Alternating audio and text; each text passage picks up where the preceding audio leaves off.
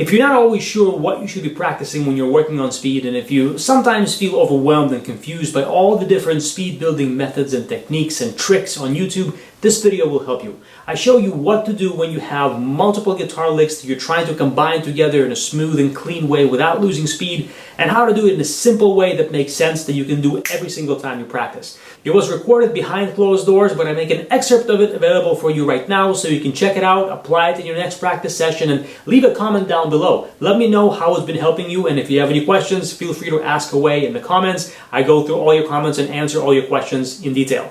Until next time, enjoy. Well, there's a couple of things here. There's the general aspect of you just playing any one of these licks, and then there's the specific integration from one lick to another. As far as the general aspect goes, that one is going to be pretty universal, meaning I can tell you just, were you here when I drew the speed triangle? Yeah. Okay, so you remember that, right? Okay, so there was the efficiency, the biomechanics, and there was the practice methods that you use, and there's speed awareness. Mm-hmm. Okay, for you, with the general aspect of your speed, the main thing that's holding you back right now is the efficiency, because your fingers and your pick are moving too much.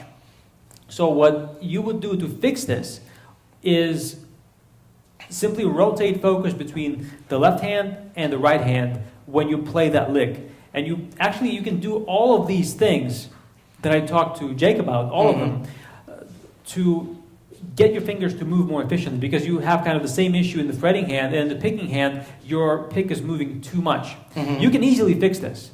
It's just going to take a little bit of time, and it's not going to be a result of any one thing that you do. It's going to be a result of like doing a multiple things. So take a picture of this after we're done here with your lesson. That will help you to get your technique more efficient. And as a result of that, everything you play, not even just these 6 doublet licks, but literally everything you play is going to get faster, is going to get cleaner. Does that make sense?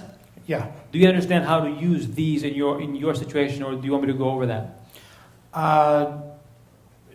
Just with the exaggeration, I take it like the hand would be moving farther, exaggerating, and with the left hand, were the fingers up too high, or is that what the... Yes, exactly. So what you want is you want to have the same level of awareness of the problem as, for example, I or any of the other teachers have. So when we see that your pick is not as efficient as it could be, we point it out right away, even if it's just a little bit inefficient. But when it's like really inefficient, you want to be able to tell that yourself. And right now, perhaps you can't, which is fine. The issue that now that the way you can become aware is to exaggerate this to the point where you have no choice but to become aware. That's why the exaggeration is so effective.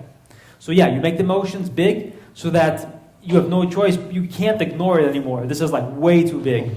And if you do it enough, you will get to that point where now you become more aware of it, and then even when the exaggeration becomes less and less over time, you retain that level of awareness. And that's how you get to the level of like Gottfried or Tom Hess or Tommaso, when we can see this, it's a little bit inefficient, let me point it out. Make sense? Sure. Okay.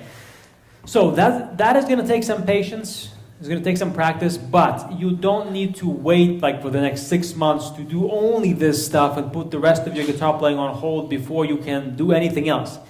You just set aside a little bit of time, you work on this, get a little bit better each day, and over time you're going to get better at this, you're going to get better at everything that uses 2 hands, which is everything, right? Were you here for my masterclass? Yeah. Okay. So you heard me talk about, don't focus about perfection or correct practice. None of that crap matters. Just focus on getting a little bit better each day. So that's what this is. Okay, so that's the general part of it. The specific part is to practice the transition from one lick to another. And the way you do that is by using something like the fragmentation thing we did during Total Guitar Mastery when Johan led the session. Were you there for that? The fragmentation? Yes. Okay, good. So what you would do in your case, if you got this, if you have these 2 licks, you got lick 1, like this, and you got lick 2, so we got 1, we got 2, and we got some notes here, there's a bunch of notes here. What you want to do is you want to isolate a fragment that's like the last 1 or 2 notes of lick number 1, and then the first 1 or 2 notes of lick number 2, and you practice that. You continue practicing these in isolation too, but you also have like lick 3. You can think of it as fragment 3. So you practice this in isolation, and you practice this, and this is going to be the bridge. When you get this clean, you'll be able to connect both of them together with no problem, especially since they're all the same note values. So that's really all it is. That's all it comes down to. And just tying in with that, so let's say there was a series of 6 of them, and if a couple of them were less, not quite up to speed as the others, I should work on those individually, I'm guessing, as well. Right. So you mean some of them are faster than others? A couple are slower than others, yeah. A couple are faster than others. Yeah. Well, we go back to the general approach. When you just work on your efficiency, everything is going to get faster, even the slower licks.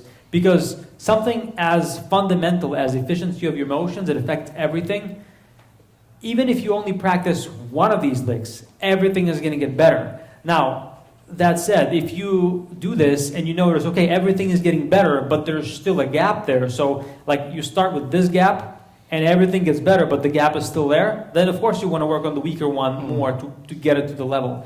But usually, once you fix something fundamental like the efficiency issue, it should fix itself, or if not, then you just work on the weaker one. You gradually will get better at all of that, and if the stretching is too difficult... It was just slower, and also like 5th and 6th strings, you know. It's probably because the efficiency issue becomes worse for you when you're on the lower strings. And when you get better at that, that is going to also get better. Because remember, if you are, let's say, somewhere in the middle area of the guitar and your fingers are flying all over the place, you go down lower, it's only going to get worse. It's a bigger stretch. Because it's a bigger stretch, and you have that inefficiency issue. But once you fix it, it's always going to be slightly less comfortable playing on the lower frets, but it's going to be a lot less uncomfortable once you fix the inefficiency issue. Okay. Yeah. Well, thank you very much. You're very welcome. Hey, did you like the video? If you did, then go ahead and subscribe to this channel, and also hit the bell so you're notified every single time I upload new videos just like this for you. And one more thing, if you're not interested in playing guitar fast, then ignore everything I'm going to say next. But if you've already tried the old starting slow and gradually building up speed method, and you've hit a plateau and you already know that the traditional methods for building speed don't really work all that well, hit the link below and I'm going to show you a new and different way to build speed that most guitarists don't know about, that helps you get faster without doing any slow practice. It's pretty cool. I taught it to hundreds of guitar players who paid thousands of dollars to watch me teach it live to them. You get to watch a recording of the masterclass. Just enter your email address and I'll send it right over to you. Hit the link below and I will see you soon.